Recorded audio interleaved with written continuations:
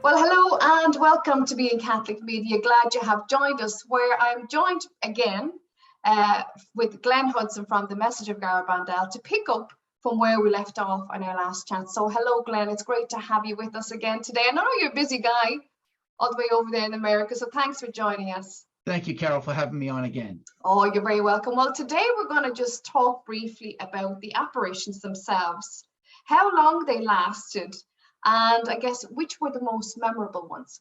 So the apparitions at Garabandal lasted for 4 years, from 1961 through 1965. And there was about 2,000 apparitions in total. Mary would appear sometimes several times in the singular day. And this was to 4 girls. Now, Conchita, the main visionary, received those visions for the length of the 4 years. Most of the girls only received them for about 2 years or so. So the first one was in June of 1961, June 18th, is when St. Michael first appeared. That was the first appearance at Garabandal. Right. And then on July 31st, it was, July 2nd, was St. Michael appearing with the Blessed Mother. So that was the first time that Mary actually appeared, was July 2nd, 1961. And then those apparitions started each day. And during the course of those apparitions, Mary first bonded with the girls, talking to them about their everyday events, what their lives were like. And so she built a friendship with them before she really started to get into anything specific. And she also taught them the rosary, which they hadn't known. So people were amazed that these 4 young girls that are 11 and 12 years old, all of a sudden now, without holding a rosary, can recite the rosary. So it was the first sign of something miraculous going on.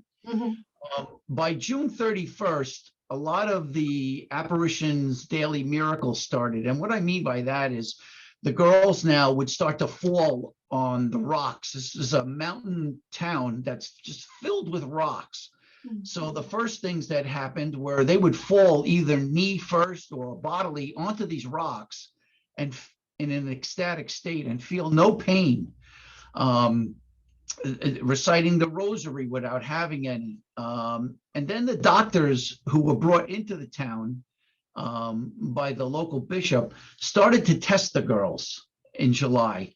And these tests today would probably be considered abuse, where they started with simple things like trying to pinch the girls in ecstasy, and they'd have no reaction. And then they'd hit them, no reaction. They would throw sand in their eyes just to get them to blink, and they wouldn't blink. They'd flash camera bulbs in their eyes. They couldn't blink. Up to the point where they started to use matches just to see if they would react to being burned. Oh my God. Even that didn't, produce a reaction from the girls. Some of the other famous events that happened was in August 8th of 61, Father Andreo, a priest who came to Garabandal, actually had a vision of the future miracle. And on his way home that night, he passed away, but not before he had said that he had witnessed the miracle already. October 18th in 1961, the Blessed Mother, through St. Michael, releases her first message to the world. And if you want, I'll read you a copy of that. Please. It says, "We must make many sacrifices, perform much penance, visit the Blessed Sacrament frequently. But first, we must lead good lives. If we do not, a chastisement will befall us. The cup is already filling up, and if we do not change, a very great chastisement will come upon us." Oh gosh. Okay. So then, following those, the next year, June 19th and 20th of 1962, becomes one of the most famous nights in Garabandal. It's called the Nights of Screams. Right, where the girls actually have a vision of a tribulation period before the warning. And I believe we're entering that period now. Yes. And that the worst tribulation period, which is the chastisement Yes. that the girls talked about. In other apparitions, they may have called that the 3 days of darkness, but they are the same event. Just the people, the villagers, witnessing the girls' expressions so terrified the village that the next day, every single person went to confession. Oh my gosh, yeah. Yeah. Yeah. July 3rd of 1962 is another famous day. Conchita is begging the Blessed Mother for a physical miracle. People believe, because there still are people doubting after, 2 months. Yeah. So the Blessed Mother tells Conchita on July 3rd, 15 days from now, a host will appear upon your tongue. Yeah. Tell them that. So on July 18th, that night, just after midnight, Conchita is kneeling down. She's surrounded by, dozens and dozens of people because the word got out that this miracle was going to happen. And it's not only eyewitnessed by countless people, but it's photographed and filmed where a illuminated host appears on her tongue out of nowhere. Yeah. And her head never moves, her hands never move, they're never near her, her face. So this is a confirmed miracle announced 15 days in advance. Yeah, and you can see that. You can see that it's the footage is irrefutable, as we've said in a previous interview. I mean, it's all there. It's all filmed. It's all recorded. It's amazing that we still have this footage to see today. It really is. Considering the technology, yeah. Yeah. As I said before, Glenn, in my previous chats with you, for me, Garabandal is one of the most beautiful of the Marian shrines, modern day Marian shrines, and I'm just so glad that you have given it the profile that it needs. But looking back now, Glenn, regarding the church's position, how it was then compared to how it is now, has much changed within that period of time? Well, there has been some change, but there's a lot of confusion to why the church hasn't approved it. And I get asked this all the time. And most people really don't do their due diligence like I do to find out really what is the cause of the delay. And you have to go back in history to 1931. In a town in Spain called Ezquiaga, there actually was a Marian apparition to 2 children. And if you read about that, almost the same exact thing happened. She talked about a future miracle, a future chastisement. Wow. And these went on for about 2 years, these apparitions. The problem was that part of Spain was in the midst of almost a civil war with the socialists. And when they took control, if you're socialist / communist, one thing they try to do is limit religion because religion gives hope to people. Yes. So they want the government in control. So when they heard about these apparitions, the government ordered the Jesuits to tell these girls to stop talking about it. It was a girl and a boy. To stop talking about these apparitions. They want this message to stop. And if they don't, they're actually going to kill the Jesuits. And this is what happened was literally priests were dying trying to keep this message going before it was finally shut down. My gosh. Now you have to fast forward 30 years to 1961. Now the Garabandal apparitions happen. And the bishop at the time, Fernandez, says to himself, here we go. It's Ezquiaga all over again. Yeah. I've got children, the same message, the same miracle, the same chastisement, the same call for penance. He doesn't want to hear anything. He wants this squashed. Yeah. And he appoints a commission for the sole purpose of crushing this apparition. So he goes to the extent of not interviewing the girls at all. He doesn't interview their parents. He only wants to talk to people who disbelieve the apparitions and record those interviews. Mm-hmm. And he only goes to the village twice himself, 2 days. Yeah. Out of all these apparitions. Yeah. So now you have this, and he sets in motion, because he's bishop from 1961 through 1962. When he leaves and another bishop comes in, this bishop only has this information that he was provided. Yeah. So now bishop after bishop in the beginning is like, I'm not touching this. Yeah. If this is what he said, that's what must have happened. I'm just kind of letting it go. So we're stuck with this initial snowball getting bigger and bigger of disbelief or just leave it alone. And this commission was so bad that the priest that they appointed to head it up was so convinced that the apparitions were true, he resigned from the commission. The police commissioner called the apparition commission a false apparition, a false commission. So, I mean, two of the most important people on the commission called it a complete falsehood. So now we're stuck with this, yes, until later on, when finally Joey LaMangino in 1963 sees Padre Pio, and he is confirmed by Padre Pio that Garabandal is true. And he goes there, meets Conchita, and he gets the ball rolling of facts. Yeah. Getting out facts, interviews, pictures. All of a sudden now you have all these filmed and photographed daily miracles that are happening. So this helps the cause until 1966.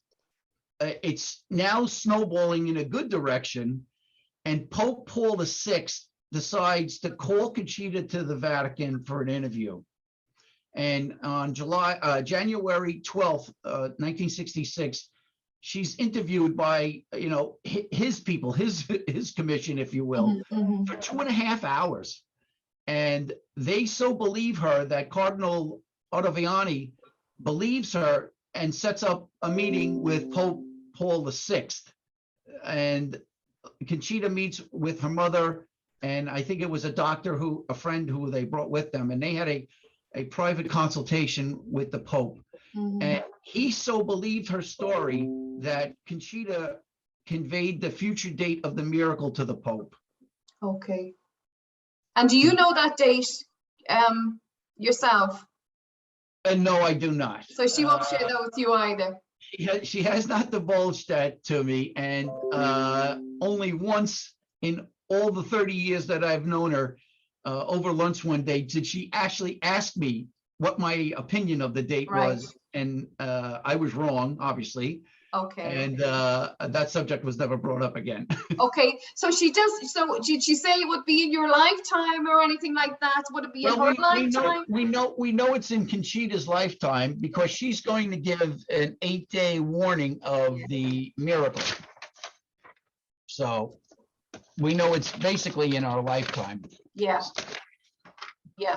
So regarding then, so where we are now, in the current position of the church, has the church, where we are right now in its timeline, have they come out and said anything more about Garabandal and supporting it?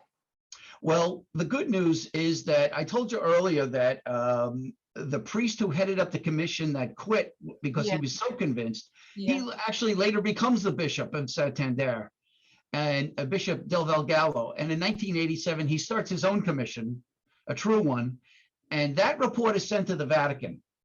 So they have that report. And because Pope Paul VI had the date of the miracle, he thought it was prudent to say, well, why don't we just wait for that date, and then we can approve it. We really don't have to go out on a limb and risk anything.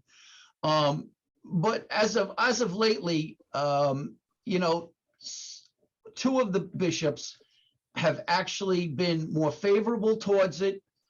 And one of the bishops actually performed 2 mass celebrations in Garabandal and actually kissed one of the crucifixes that was kissed by Mary.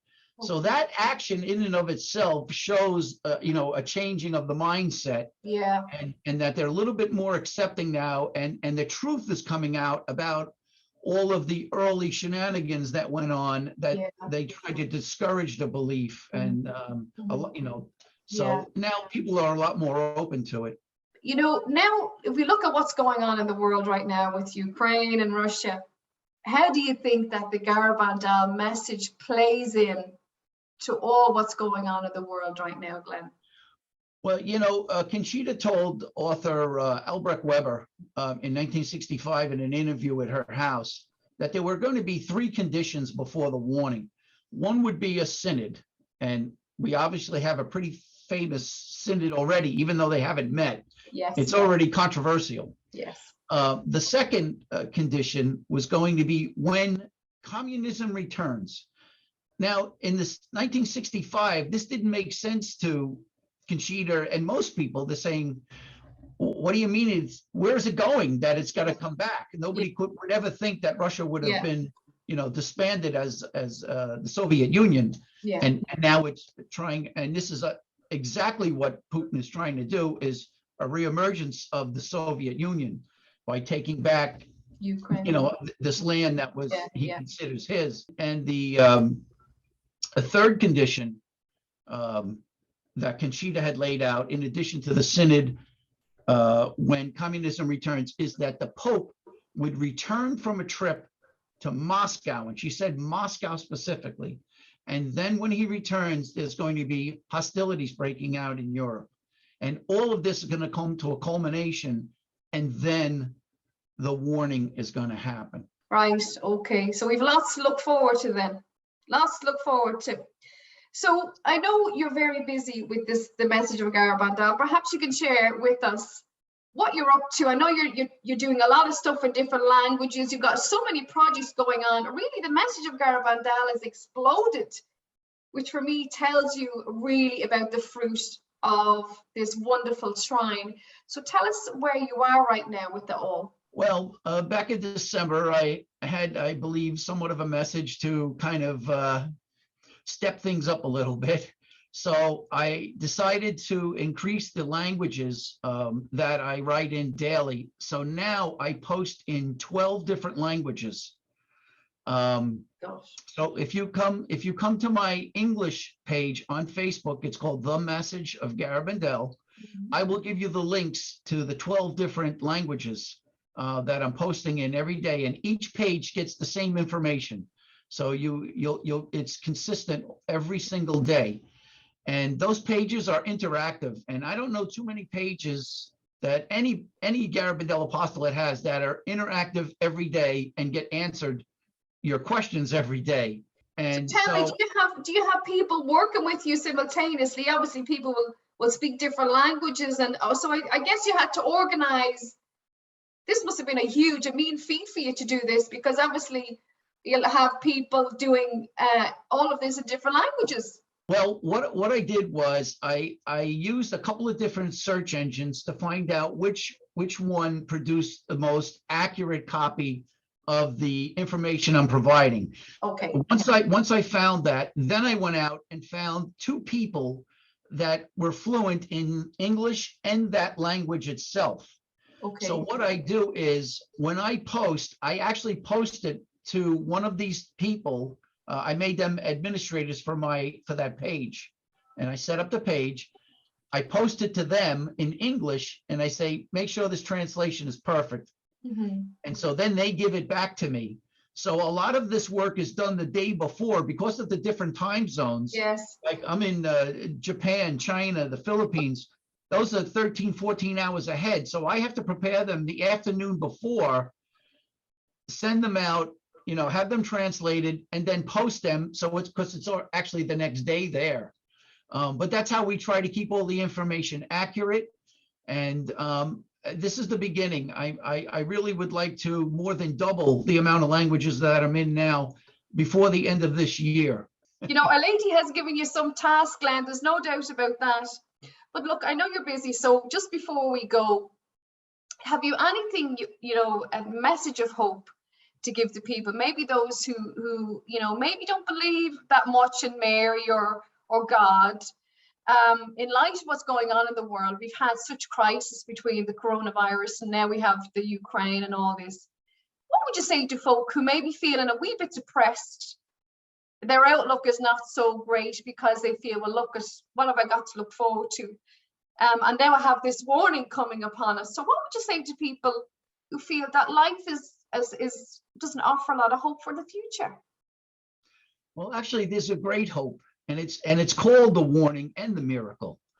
And I as much as I dread the warning for being exposed to my own sins, the ones that I know about, and especially the ones I don't know about, but that's going to be a great thing. And I tell people, don't be so fearful. I said, try to imagine this. You're going to know what God knows, just a little bit of what he knows, but he's going to explain to you the gravity of sin so that you understand what it is when you do it, so that you don't do it again.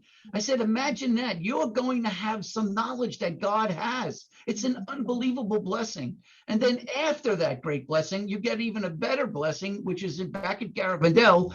He's going to perform a 2-stage miracle to convince the world that the warning that you got was from him.